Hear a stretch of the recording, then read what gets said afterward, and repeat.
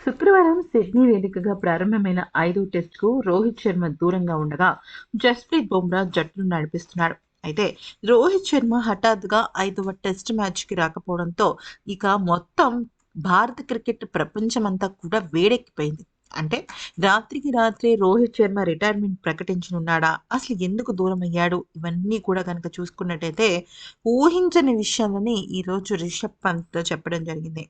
అయితే తొలి రోజు అనంతరం మీడియాతో మాట్లాడిన రిషబ్ పంత్ చాలా తీవ్రమైన భావోద్వేగానికి లోనయ్యాడు. రోహిత్ గైర్హాజన్ గురించి ప్రశ్నించగా తనదైన శైలితో ఎమోషనల్ అయిపోయాడు.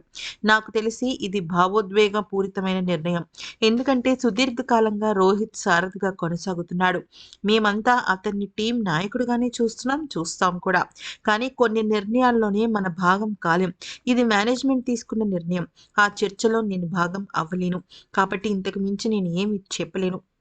అతను ఒక నిస్వార్థపరమైన కెప్టెన్ అంటూ చాలా ఎమోషనల్ అయిపోయాడు రిషబ్ పంత్.